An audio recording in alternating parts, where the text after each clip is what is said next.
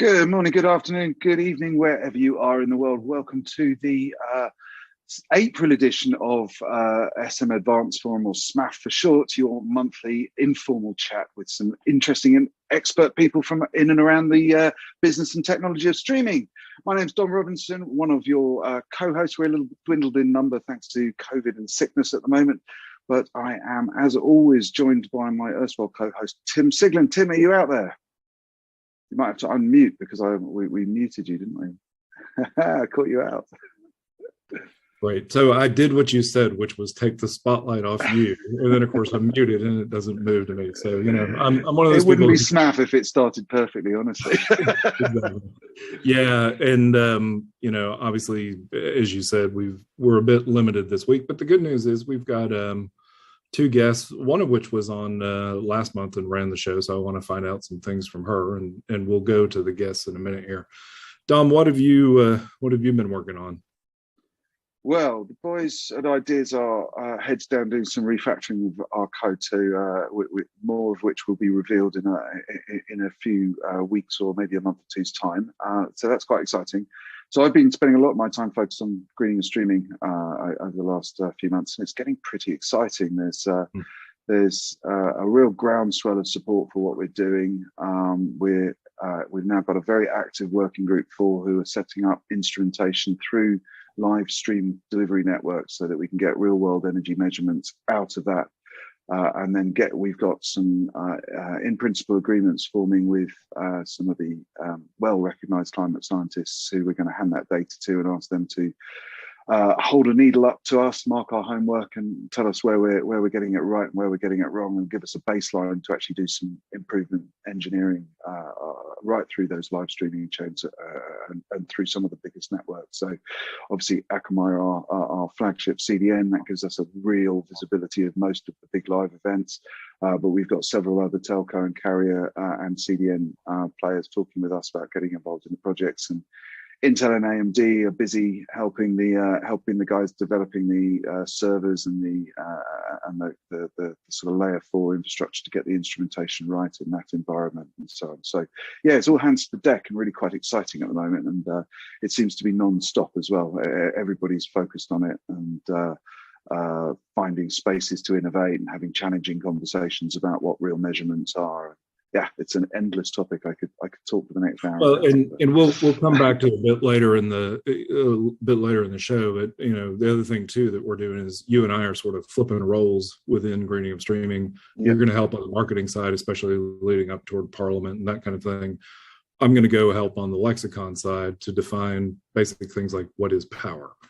So I feel like I'm going to have esoteric conversations and you're going to have practical conversations. But anyways, we'll come back around to that.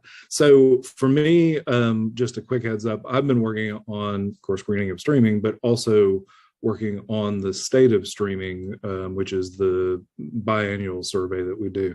Is it biannual or semi-annual? We do it twice a year. And this time around, of course, we're asking all the same basic questions we do. What's your data rate? Typical data rates, typical resolutions. But we're also going to be talking about a topic called FAST, and FAST is free ad-supported television. And as a matter of fact, we're going to talk about that as a topic today. But I do encourage anybody out there who subscribes to Streaming Media Magazine or goes to streammedia.com, find the link, click on it, and take the survey, because it really does help us look at trends across the board. And if you leave your email address at the end of it, you can sign up to win an Oculus 2, so you can go join a world that I've heard described as highly sad, the metaverse, so to speak. But we never pull punches on SMAF, do we? A lot of people feel that world maybe has something to offer that this one doesn't. But anyway, an Oculus 2 is what we're offering as our prize. So now on to our guests, and in the spirit of International Women's Day, I'm going to come to Peggy first. Peggy Dow has been with us multiple times across the last couple of years, and instrumental in starting Women in Streaming, which is an organization that we at SMAF highly support by making sure that we try to have at least one female guest on the show, and hopefully at some point down the line, one female co-host as well. So Peggy, tell the audience just a little bit about yourself, and then tell us about last month's takeover of SMAF with Women in Streaming Media. So, hey, it's good to see you guys again. Nice to be here again on a kind of gloomy day here in the Northeast United States. So yeah, what's been going on with Women in Streaming Media? So the organization continues to grow, which is great. And if anybody's going to NAB, Women in Streaming Media will be there, and they're coordinating and collaborating with a bunch of other women's organizations, because there are many across the broadcast and media sector and whatnot. But I was really grateful, and I always have fun. Last month was International Women's Day, and Dom and team have always been really great about letting us kind of take over and have a chat. And the goal is just to showcase that there's a lot of women in this sector in a variety of different roles. So I think there's a default to think that women who work in tech sectors are going to be working in sales and marketing, but that's just not always the case. There's women who are engineers, and there's women who are CTOs. And one of my goals in putting together the panel this year was to really try to bring like senior level women to the chat, so that those women who are just starting out in the industry can see that there's women who have battled through the ranks and risen to different positions. And the fact that all of the women didn't necessarily get there with a plan. Right. They kind of, which I think we tend to forget, that it's not always mapped out, how you come into this industry or how you progress through the industry, that it is through networking, it is through talking to each other, it is through like just moving towards what's most interesting to you, right? So maybe you are that science and engineering oriented person, and everything that happens in this industry is tech oriented at the end of the day. But then maybe you're just that amazing extrovert, and if you're that amazing extrovert, then being in sales and marketing roles is a really good way to live in this industry and exist and everything. But what I also always try to mimic, though, is what you guys do on SMAF every month, which is have a wide-ranging conversation across a variety of different topics. And I think we achieved that in a really fun way. And it's been really interesting to see in the aftermath, so we had Trisha Boshi, who's the CEO of Videon, and we had Olga Kornienko, who's the COO of EasyDRM. Well, they were both in the news this week because of the announcement of using the Videon Edge platform. At the origination of content. So they of course knew last month that they were working on all this and everything, but of course couldn't talk about everything because that's, you gotta wait for the PR. But it's been fun for me to see that announcement. Yes, I think it was just yesterday, as a matter of fact. I was like, oh, that's really cool to see that these women-led organizations are making some pretty dynamic changes in the industry. And I think that's a key point, women-led organizations, because we so often think of organizations being led by men. And I'll tell you, throughout my career, some of the most interesting companies that I work with have been women-led. And there may be a co-CEO role, it may just be a straight female CEO. And that's really good as you start thinking about mentoring, as you said, to be able to show students, we're starting to get interns here for what we do, just be able to show the interns that, hey, look, if you want to rise to this level, it's possible to do that now. And that wasn't necessarily true 15, 20 years ago when sort of streaming sort of started. That's right.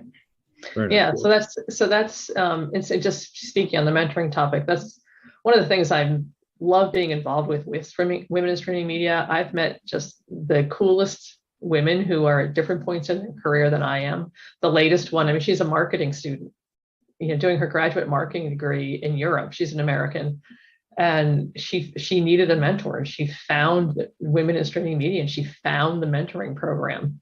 And she's not actually sure that streaming media is where she wants to be, but that's okay, because she showed the initiative to find something that she recognized that she needed, which was some mentoring to get through her thesis.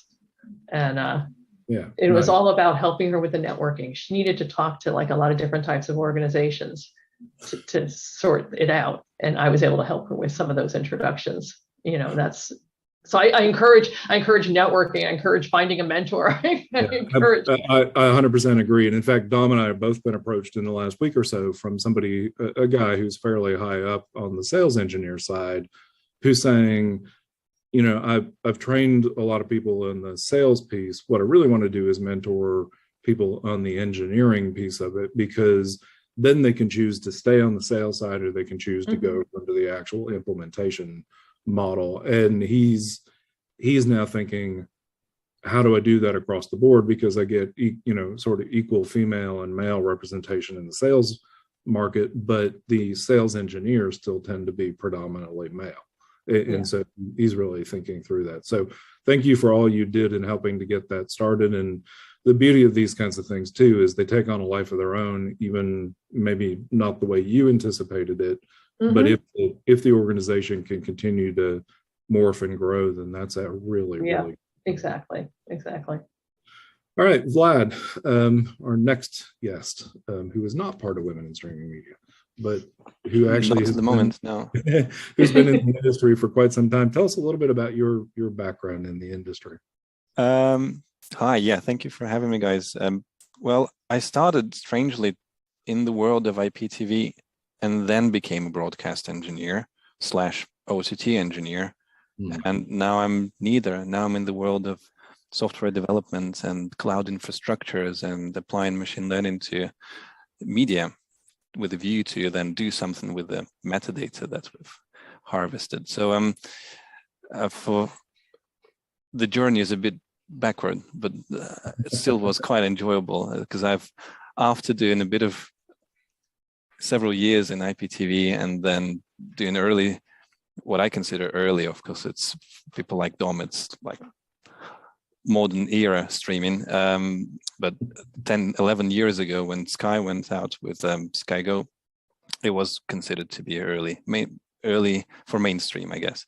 And then I learned about SDI, and then I spent a lot of time with people who are walking around with scopes and waveform rasterizers, troubleshooting timing issues, and I joined their journey.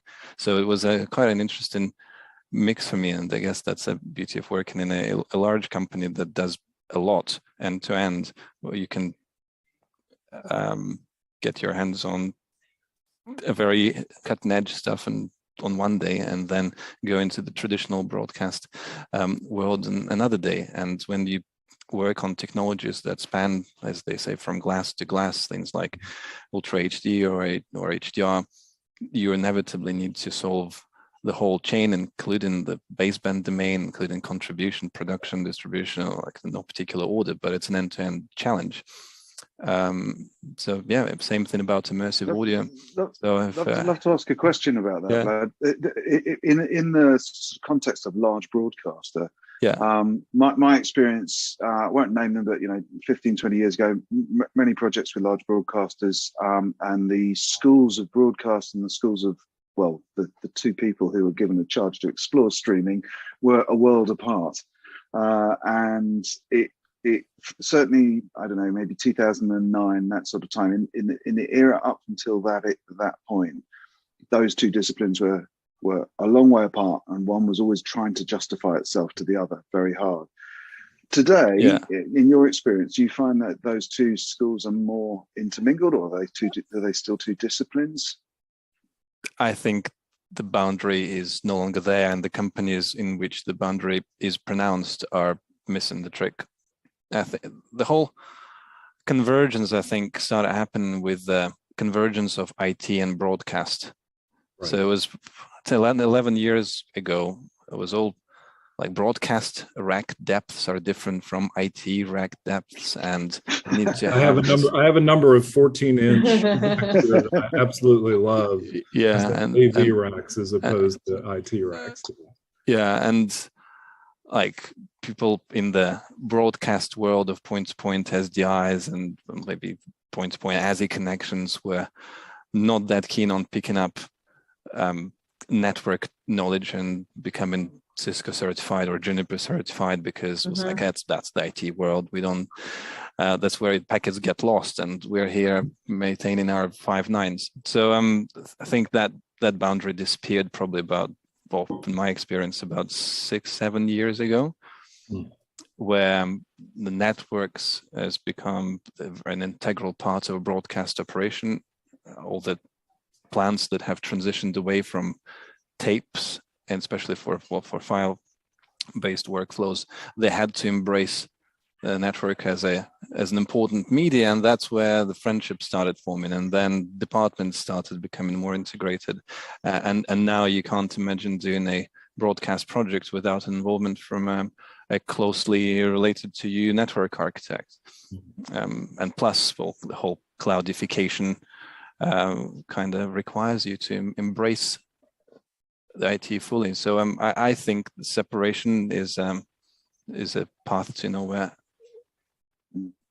But I don't know if there are companies really still good, left out there who have a clear demarcation. Plus, it's I don't want to use the word dying, but it's a rare breed.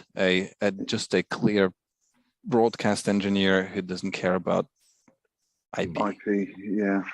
I'm very glad to hear that. Coming from an IT background, I find it really interesting that I'm happy to hear that demarcation has finally kind of faded away, because I can remember somebody saying to me, broadcast is never going to give up on SDI and never going to have IP, in a control room or anything like that. I'm like, I kind of think it has to. Yeah, evolve. It's just even the things like the final mile between muxes and modulators, because you think like, okay, well, from a modulator on, antennas, all that business, that's clearly has nothing to do with IT, and yet it does. So it's like the propagation of IP carriage is very deep these days. Well, and especially with HBB and ATSC3, I mean, we're really sort of moving to where that last mile is IP delivery directly to the, to the set-top box or the integrated television with it. Peggy, you mentioned that coming out of the IT world. I was telling somebody just the other day a story about having to go to Ball State University and be a translator between the guys in the TV world who understood 1 volt peak to peak and the guys in the IT department who understood OC12. And what had happened, without going into too much detail, is one group had overspent on capacity and said, oh, we can use the other group to fill the pipe. Well, the other group filling the pipe, when you're talking about SDI trying to merge it onto OC12, you could run out of capacity very easily. And what it came down to was the IT guys were still thinking about postage stamp size QuickTime as video on the network. Yes. And TV guys were going, no, I've got full 601. I want to be able to go ahead and broadcast the full quality across. And this was pre-HD. Oh, definitely. What happened was my job for 4 hours was to translate between the two groups. And then I knew I had succeeded because after lunch, and all these people worked together, they just didn't trust each other because the language was different. Yeah. After lunch, I knew I'd succeeded because they started ignoring me and talking to each other. And I'm like, okay, my job's done. I've translated between the IT and the broadcast world. Well, no, because their context, their whole background about how they were doing business was different. The IT guys that might have understood the impact of video on the network were any of the companies that made video servers, right? So like an SGI or whomever. HP had made video servers back in the day, but they sold off that business. So just to bring my loaded question full circle, I think it's really interesting because what piqued my interest, Vlad, when you were talking about being in the context of a large company at the moment with greening and streaming, where a lot of the work is getting an industry who are used to measuring things in frames and bits per second and so on, to understand things in terms of watts and to understand things in terms of energy. And it's actually really strange because it's there, it's been in front of us all along. But as far as I can work out, the individual broadcast engineer has almost no language for energy and the energy impact. And it's strange how these guys who used to be in the basement doing the streaming have grown up and become integrated in the broadcast community. And now the guys who are in the lower cellar underneath the basement putting oil in the burners to power everything, they're also starting to be invited upstairs to the sort of big discussions about architecture and so on. I think that's a really interesting human evolution within the industry. Now it's been around a few years. And what I appreciate about Vlad's journey, you said you started in IPTV, then you went back and learned about 1 volt peak to peak and those kinds of things. There are so few people who are coming into the streaming industry that have any knowledge of what came before us. And if you have that knowledge, you understand why we made particular decisions in the moment. And it's sort of like, why do we have 25 frames a second in Europe and 24 frames a second in the US? It was the lowest common denominator for persistence of vision. And oh, by the way, for you in Europe, it was, half the hertz rate. For us, we made the mistake of doing 24 instead of 30 because we couldn't get to 30. And we've suffered all these years with drop frame and non-drop frame and all this fun stuff. You also mentioned file transfer, Vlad, and on April 12th, which is next Tuesday, we'll be actually doing a webinar with a company called Signiant, who sponsored a survey around use of FTP and is FTP still being used. I'm always a curmudgeon, so my response was, of course it's being used. I was shocked by how much FTP is still being used. And we asked people the reasons why, and I won't give away what we're going to talk on the webinar, but it was very obvious that unless you have a highly complex workflow where you absolutely positively have to guarantee that you can put content out to 10 or 15 partners over the space of, say, 10 hours, you'll go with what you've got. FTP, it's good enough. If it gets there in 3 hours or gets there in 3.5 hours, you don't care as long as it gets there. And so this file transfer thing, and Dom, it goes back sort of to the energy model too of, I've got a technology that works, but the technology isn't maybe as secure or as efficient. Should I drop it? And the response from a lot of respondents was, give me a compelling reason to drop it. And until then, I'm just going to keep going with what I got because it works. Yeah, there's a lot of, if it works, don't touch it, or why change it mentality. So there is a fear of change, and there is maybe a bit of laziness involved as well. But also, if you have a limited resource and you have bigger challenges and FTP just works for you, why bother? And people still use email, right? And that's as old as FTP, even though there is a lot of other options to emails. And an engineer in me looks at various broadcast workflows or content traffic workflows and things, how could you still have so much going through emails? But it's the simplest, the most reliable messaging technology for operations where humans are involved. And retraining humans is a challenge. Yeah, exactly. And so pick your battles. I'd say if there is a critical workflow where there is a compelling reason not to do what you already do reliably, and focus there. But if unlimited time, unlimited money, yes, you change everything to a ideally non-proprietary solution, but there is a place for proprietary ones too. I think too, if you go back and look at sort of the classic engineering model for television, I have it working. Sure, we can make a change, but remember what that'll do is glitch it for 2.7 million people who are watching some show in the moment. Do you really want me to make that change?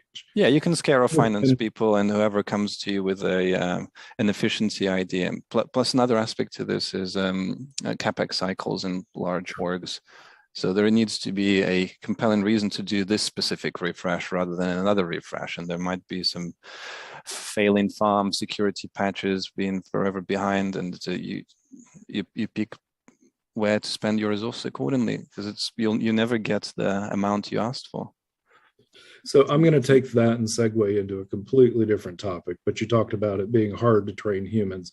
Let's talk about fast. And Peggy, I'm going to come to you on this, because one of the things you said before we went on air is people complained about cable and all the commercials they had to watch. And what did? They cut the cord and picked up OTT platforms, which are now inserting commercials into it. And so they've got a bit, it's almost like they had a glimpse of what it could be like.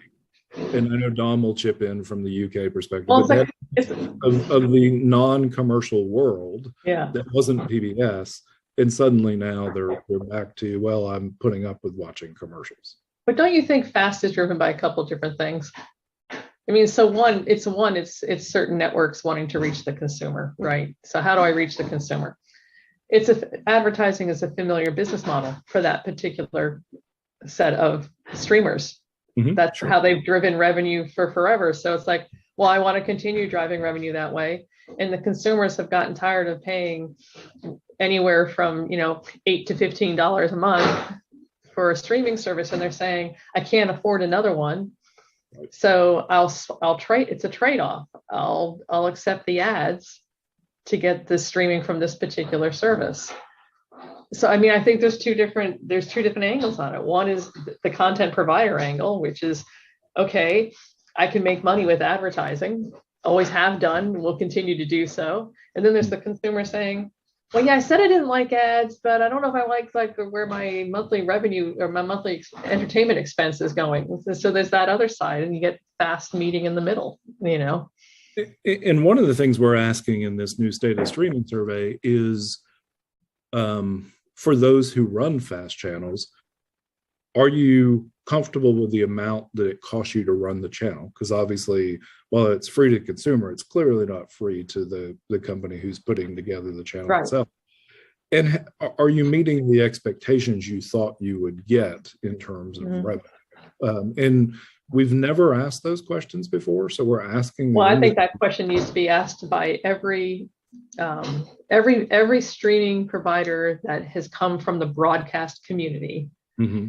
Needs to be looking. I mean, every shareholder of those stockholders of those companies needs to be looking at, there's a big difference in the revenue earned from this traditional, quote, cable world where you got a certain amount of money per subscriber, and then you got advertising added and everything because you were going to get this many viewers and everything. You can measure an audience to some extent in the streaming world, saying you have how many monthly active users, right? Exactly. But how many are online at any given time when they're watching that? I haven't seen those numbers, by the way, and maybe they're out there, but I have not seen those numbers to say, okay, I'm watching Ted Lasso. Oh, that's not fair because it's not ad-based, but let's just use that as an example, right? How many are watching at any given time and getting those ads and whatnot? And does that justify the whole model? But you can say that you look at Disney's numbers. Disney's revenue from streaming does not match Disney's revenue from broadcasting cable. Right. Period. Right. and what's fascinating there too is the in the moment model for the stakeholders like shareholders is to say, look, our ad revenues are declining on the traditional side, so we need to recapture part of that over here. What they don't have the number on is what does it cost to recapture it and what does it cost to continue to maintain it. Mm-hmm. We don't know if we'll get accurate responses on this, but we figure if we start asking the question now, given the fact that we do this survey every 6 months, we may, within the next 2 or 3 cycles, get to a real sense of what it costs people to run a FAST channel. Right. We did ask a question the last go round that was essentially, what do you expect to pay to be able to run a FAST channel on a OTT platform? The price point varied from, and I kid you not, $65,000 to $45 a month. And we took an average on that, and it came out to about $2,700. And there are some companies out there who have OTT platforms that will provide you a full channel for that per month. Yeah. If that were the case, and if everybody were running on that, then of course that you could make money. But in reality, so many companies are paying a per channel basis much, much higher, even though their viewership is not nearly what what that money should bring in. So just but it's still the case, right, that it's the barrier to entry to launch a streaming service / channel is lower than launching a broadcast business. Very true. And I think that's still where people or companies are at. So just a thought, and I think when one takes the content out of the I'll just take the content off the whiteboard for a moment. The mechanics of running an ad-supported service generally mean that you've got a very low amount of traffic in terms of clicks and engagement, driving a reasonably expensive distribution of video in terms of its payload of data. And so the ad has to at least support that cost. So there's a sort of floor level to how much the ad revenue needs to be, unless you're going to just waste VC subsidizing the whole thing. So the ad revenue per viewing hour or whatever it is, however frequent the ad's played, has to at least cover the distribution cost, let alone the rights of the content, which is why I wanted to take the content rights issue off the board. So if you set up your service, thinking back to the click-through ad providers from the early 90s, you set up your ad service, and then you set up a very low traffic bot, which creates a ton of engagement on your advertising, and you bill your advertisers accordingly. So the advertisers are sold into a false market, not dissimilar to the panel measurement system that's been finger in the air done for years with broadcast.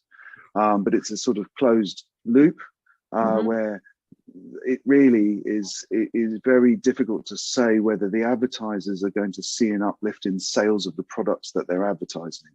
And that's the piece of the equation which I just don't think anyone closes. Is investing in streaming advertising, targeted advertising, whatever it may be, worth that premium, let alone break even on the traffic? And if those questions can be answered, then there is a sustainability picture. But for the moment, I think that a lot of the fast ads, I could set up one of these and set up another little EC2 cloud that just does 1 million hits a day and take the money off the advertisers. And frankly, it is cowboy land out there. It doesn't even seem to me, though, that the ad insertion mechanisms that are being used for the streaming services are as well thought out and sophisticated as in the broadcast community. To the extent that I can watch, let's just say I'm watching a half-hour type sitcom on streaming, right?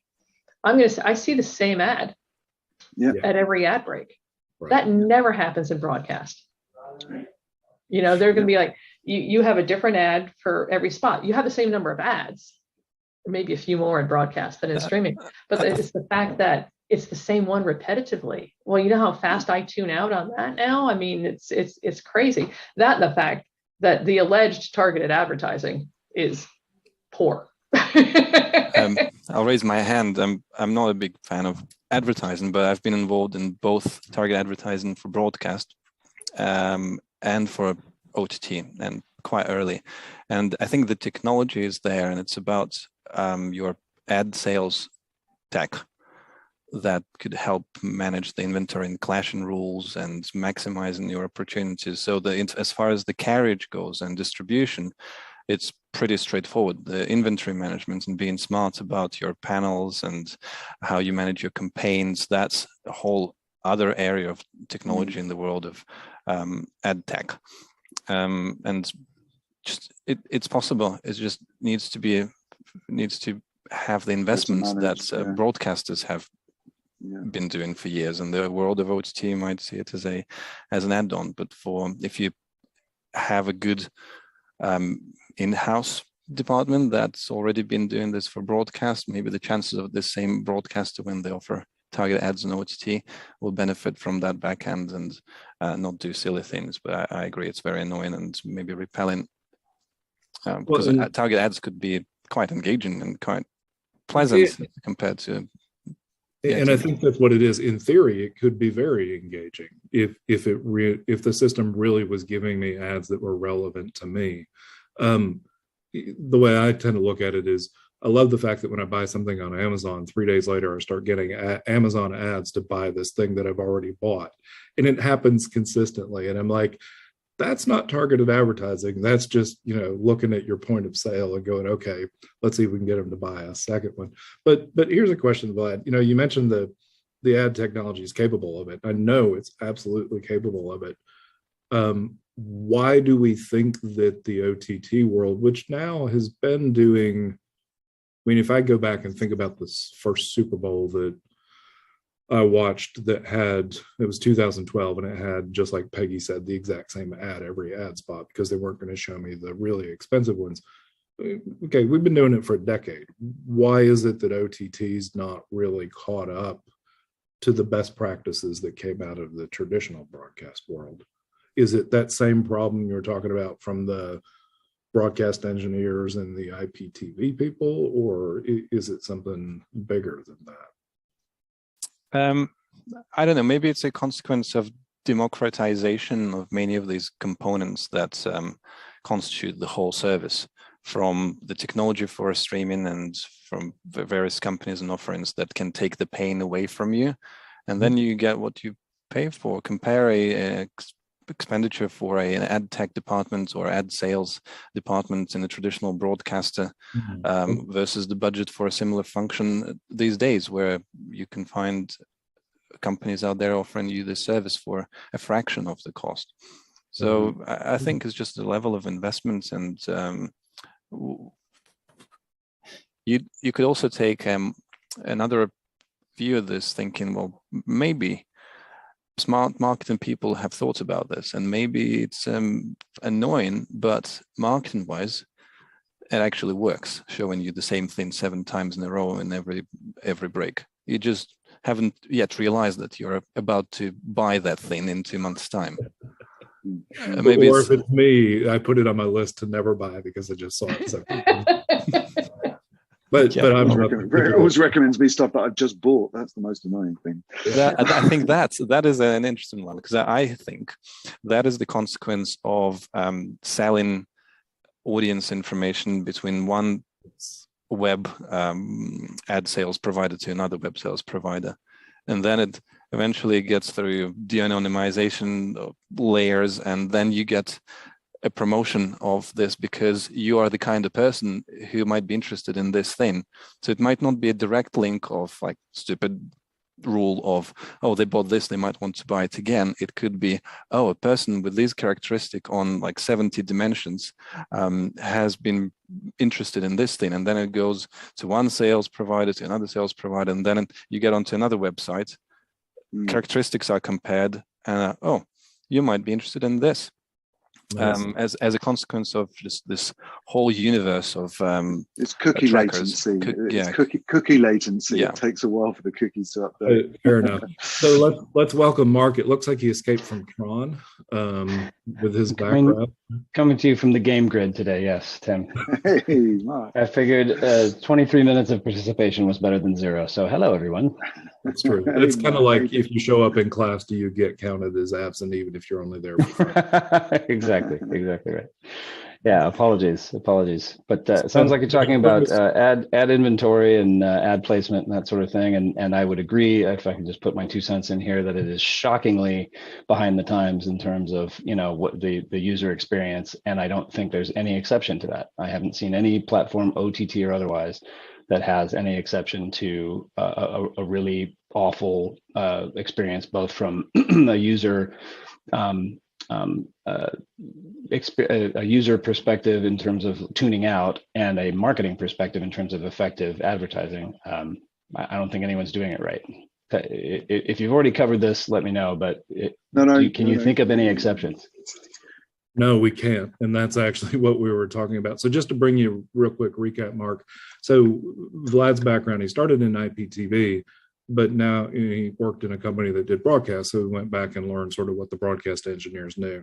And we were taking that, which we talked about at the beginning of the hour, and sort of applying it to the ad tech space, where you have well-oiled ad sales machines in traditional broadcast, and you have what seemed to be really piss poor in the OTT. And one of the things he was positing was that essentially to replace that ad sales group in a large organization like a broadcast organization and bring it down to an OTT may be too expensive, especially when you got ad tech companies out there going, we can do this for you at a fraction of the price. But what they're doing for you isn't thoughtful thinking through where the advertising falls. It's just shoving advertising at some algorithm that they've created that clearly none of us fall under because we get ads that are irrelevant to us. But is it subpar algorithms, or is it just an overall lack of inventory? That's my question, and that's what I've always wondered. And I don't know if I know the answer to that. But is it that there are so many diverse ad sales organizations within all these within the OTT space that there's too little inventory to go around, if you will? So you end up seeing the same ad 8 times in a row because that's one of 3 advertisers. Well, I feel like it's a completely different ad base. I feel like the ads I see in the streaming world are quite different than the ads I see in the broadcast community. I mean, it's dramatically different. I mean, skewing younger, which I understand. I get that. But actually really pushing the envelope when it comes to topic, like some of them maybe are a little too like over the line sexually oriented. but those are the things in the US you can't do on TV ads. So therefore the ad agency says let's put these online. Yeah. But I do think we're still in the era of a split headspace with regard to that. I think you've got some organizations that have bought off on a very aggressive OTT advertising strategy, and some that just have not. So you just don't have. I think the large organizations that have a broad advertising strategy that covers both broadcast and OTT are few and far between still. And I would wonder why that is, but I think that's why you see the kind of diversity in the ads that you see. So the other thing I mentioned, Mark, and sorry, Vlad, to cut you off there. I'll come back to you real quick. The other thing I mentioned, Mark, was the first time I watched the Super Bowl 12 years or a decade ago, 2012. Hey, I did that Super Bowl. Same ad every single time when I was watching online.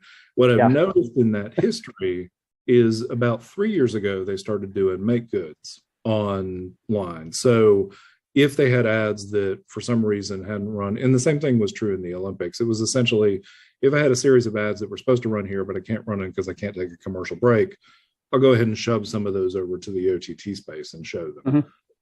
And to now, this year, we were fairly consistent to the ads that were on air, which are obviously really expensive ads, also showing up on the OTT platforms. But what you're talking about is what I would term an exception. I think NBC Union has a very integrated, ad play across all platforms, and they have for many, many years. And so I think they're definitely the exception. It's the smaller OTT, providers that don't have a tie-in with a broadcast, provider that are, kind of a little bit floundering as to what to do. And I think it goes to the point that Vlad was making just as you came on. The ad tech's there. It's possible. It's just getting the mentality shifted from that standpoint. And Vlad, you were going to say something else. I just wanted to, I've just thought of another potential reason for it. And one reason could be the shortage of the inventory. But another reason could be the insufficient audience due to hyper targeting. The ad providers, or the clients of those ad agencies, that they would like to cover a certain number of views, and they'd like a certain subgroup of people being exposed to the product, but there might be a mismatch of expectations. So I want to have 1 million views from an audience that turns out to be only 10,000 people. Therefore, those 10,000 fit the profile and see it multiple times. That could be the reason, but I think the technology exists there to prevent bombarding people with the same thing. I'm sure it's just a configuration thing to stop that from happening. But again, I still have given the benefit of the doubt to those people, maybe it just works. Maybe showing it 7 times in a row is exactly what works. So maybe you're just, I know, Tim, you just said you might be an exception to that, but maybe you're just targeted as a group of people for who you need to show things multiple times. But unlikely, but let's keep the options open. All right, awesome. So we're going to do 2 more topics here as we kind of come to the end of the hour. And the second one will be HDR, which I'm glad Mark has joined, and Vlad, obviously, because, we were talking about that before the top of the hour. But the topic before that, Dom, on the Flipboard, the Vimeo piece, where Vimeo is essentially shifting their business model. Just give us a quick rundown of just that. Bring that up. Well, I think they've essentially discovered that it costs money to deliver content. So They're basically going from kind of inclusive packages to ones which somehow look a little bit like they're using 1996 CDN figures to do their billing, because the billing looked really, really high for some of these operators. So providers who, they've been running along on a paid service, they're suddenly getting $3,500 bills and more. And it's these things cost money. They do need to monetize their infrastructure, otherwise they can't keep it stable, can't keep it building. So at some point there has to be a commercial reckoning. But I think this is a company which has subsidized its existence out of fundraising, not grown organically out of its customers, and it now needs to convert that business back into something which its cost base meets its revenue from its subscribers. So that's what I think is happening. And I think it's certainly shocked quite a few people. And I think they were a little heavy-handed in how they moved people. But at the end of the day, they've probably been sending emails for a year or two saying this is going to happen. You either deal with it or move on. And people probably didn't read them and suddenly got a bill. So it might be just as simple as bill shock. Just from the perspective of, I'm sorry, Tim, from the perspective of a company who we have a number of customers who use Vimeo as their number one delivery platform, I feel like it was a deconfusion. Is that a word? As opposed to a re-strategization. It was very confusing as to when your costs were going to skyrocket and when they weren't, and now it's very cut and dried, which I applaud. Okay. I think that's fantastic. But the reason why a lot of our customers were frankly using Vimeo was because it was all you can eat freebie, and I think that's not a model that would ever work for Vimeo at scale. So it had to happen. Well, I was going to say a couple of years ago, they were the ones who said we're going to start charging people to use the professional side of the house, and they got a lot of flack for it. But clearly, as you have customers who use it, it was a let's give content with no ads, and let's monetize it that way. I think the money quote in the article was, she was saying $200 a year was pretty expensive to begin with, and now my bill's $3,600. Mm-hmm. That's the expectation piece. $200 is cheap. You can't even buy a Dropbox for $200 a year for 2 terabytes of content if you wanted to be able to. There are hard costs to content delivery. If you're at the $200 a year mark, you probably should be considering monetizing your content through advertising. Yeah, that's it. Fair point. Yeah. Peggy, any take on that? It's two models. One, YouTube's is clearly we're going to fill you with ads, and it's mostly free. And Vimeo's was we're not going to fill you with ads. We're going to charge you, but now the cost goes up significantly. I think anytime you're talking about what it costs, and I think it's the same thing in the cable TV industry. To be perfectly honest, everybody complains about how expensive cable is, because nobody understands the content deals behind the scenes and that's the biggest cost that every cable provider faces. And the average consumer has no clue. I think with Vimeo and what they've done, they just haven't made it clear what it costs them to run their business. So they don't have to expose everything. But if they were to provide context to why there's a price increase. I think what seems to have happened, I just had a little bit of a deeper scan. Basically, they only start billing users after they hit, or they only started to bill users after they hit a threshold of around 2 to 3 terabytes. So what was happening is, I think some users were trundling along just under that, right. And then they got a very big traffic bill. Right. And then they had to clear the bill or move their content away. And the policy, the corporate strategy is that they, the line is that today we are a technology platform, not a viewing destination. We are a B2B solution, not the indie version of YouTube. So they've firmly taken their position. I think that's fair enough. And I think this is probably people who are just upset that that's not the way they wanted Vimeo to go, which is a shame if there isn't an alternative, but probably an opportunity for someone else. But isn't that the natural evolution of these streaming services that have been out there, like Vimeo and others, that they started saying, look, we just want to get people on the platform. Yeah. this sort of pricing, the platform. I mean, and now reality has set in. This sort of absolute pricing, loss leader. So the solution for current Vimeo customers who don't want to spend a bunch more money is to jump to another platform that is providing loss leader pricing on their services. Right. Right. I think this is all very familiar from sort of turn of the 2000s. Streaming companies in those days used to underprice massively. VC would run out. Either out of business or aggregated into someone else. And and Dom, you mentioned the pricing sort of surprised you. That it seems like mid-90s pricing, to a certain extent, it's also the 95th percentile model from CDNs. Yeah. You did stuff under the 95th percentile, and then you popped across it, and your bill was absolutely massive. And what were you going to do? So Mark, that's good perspective to understand that that your customers who use it know that at least now they've got clarification on how to calculate what their cost of delivery will be. Agreed. And it's still kind of the only game in town in terms of a relatively stable platform for ad-free content streaming at that price point. So, even at $3,500, if you've done an event that did 8 or 10 terabytes of traffic, that's a decent, it's a reasonable platform, a decent price point. Yeah. And correct me if I'm wrong. They allow this. This is talking about Patreon. Customers. They allow some content that YouTube doesn't necessarily allow, or YouTube restricts from an age restriction standpoint. Patreon or Vimeo? Vimeo.